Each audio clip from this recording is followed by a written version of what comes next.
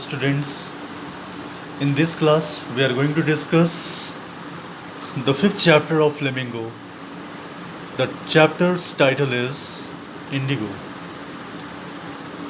We have seen that how sharecroppers or the tenant or the landless farmers used to suffer at the hands of British landlords. You have also seen how one of the tenants, Rajkumar Shukla, comes to meet Mahatma Gandhi in the National Convention of Congress in Lucknow. And you have also seen that Gandhiji promises him that he will go with him to Champaran the next year in the next annual convention of Congress. Rajkumar Shukla meets Gandhi ji in Calcutta. From there, Gandhiji and Rajkumar Shukla come to Motihari, the then capital of Bihar. You have also seen that they were also the victim of untouchability at the hands of the servants of Dr. Rajendra Prasad, because the servants do not let them draw water from the well. They do not allow them to touch the bucket or the rope. So we have seen the sense of untouchability, the sense of caste system in the year 1917. You have also seen that the magistrate and the SP of the town Motihari, they threat Mahatma Gandhi to leave the place. They threat him to leave the place, and they threat him not to put his footsteps into the problem of the farmers, the problem of the tenants, the problem of the sharecroppers. But Gandhiji writes on a piece of paper that he disobeys the orders of the court, the order of the DSP and SP, because the India is his country and he is not going to leave the place, he is not going to leave the cause of the poor farmers. And from that point of time, you have seen the seeds of civil disobedience movement was shown by Mahatma Gandhi. Now, you will see that Gandhiji starts collecting the data regarding the case, because he wants that the case of the poor farmers must be very, very strong, and the decree must be in favor of the poor farmers so that they may get justice and they may get their refund from the British landlords. Refund means the money taken by the farmers as rent. I told you that when Germany started producing synthetic fiber, synthetic indigo, then England or Britain stopped taking the indigo from India and it starts taking indigo from Germany because it was cheaper than the indigo grown in India. And I have also discussed with you people that once indigo is grown in any piece of land, that piece of land becomes infertile, barren, and no crops can be grown in that piece of land. Even grass cannot grow in that piece of land. And as a compensation, the British landlords asks rent in cash instead of indigo, as per the earlier arrangement or agreement of 3 by 20th or 15%.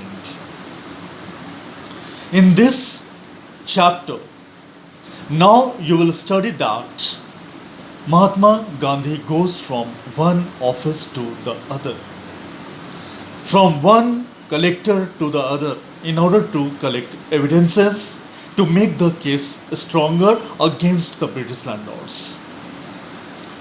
Some British officials provided the documents, but many of them do not provide him any of the documents related to the case, related to the agreement made between the British landlords and the Indian farmers. But Gandhiji does not give up. He was determined to take revenge in the form of truth and non-violence, not from weapons. Because truth and non-violence, they were the two weapons with which Gandhiji wants to fight against the British rule, fight against the British government, fight against the British landlords. The judge summons Mahatma Gandhi in the court and asks, "What do you want?" And Gandhiji says, "I want compensation. I want the rent which was being taken by the British landlords as rent being returned to the Indian farmers, the landless farmers, the tenant or the sharecroppers." The court has said that okay, on that particular date you have to come and we will just open the case and we'll see and look into the matter. Gandhiji telegrams a number of advocates and prestigious persons of the town. Rajendra Prasad comes there with other advocates, and the day when it comes, when the court was called by Mahatma Gandhi, when judge called Mahatma Gandhi in the court, and then the case reopens in the courtroom. And then the judge asks, "How much compensation do you want?" Mahatma Gandhi says that I want 50% compensation back. People around thought that Gandhiji will ask for 100% compensation, 100% refund, but Gandhiji says that he wants only 50% rent to be paid back to the landless farmers.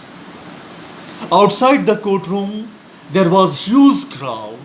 People from all around the villages, people from the nearby villages, they come to see Mahatma Gandhi.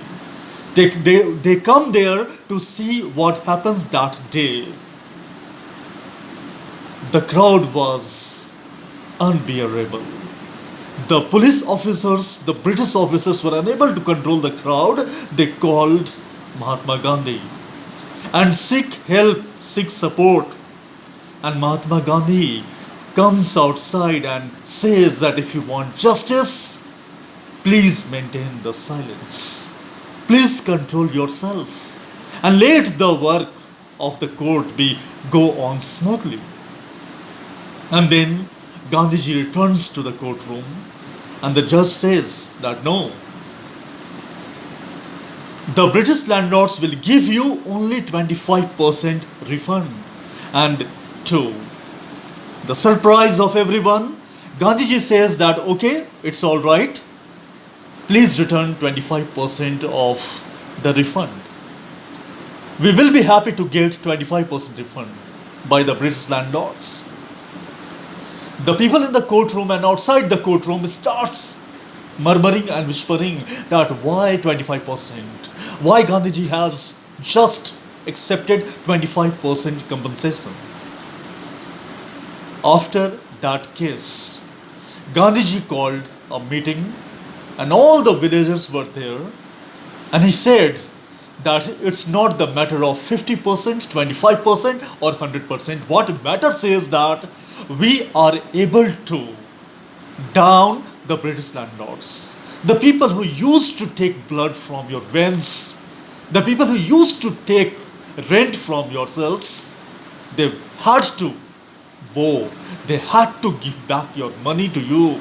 So it's not the matter of money, it's matter of prestige. And one more thing to tell you, that the fear from the Britishers must be wiped out from the heart and mind of the people of India.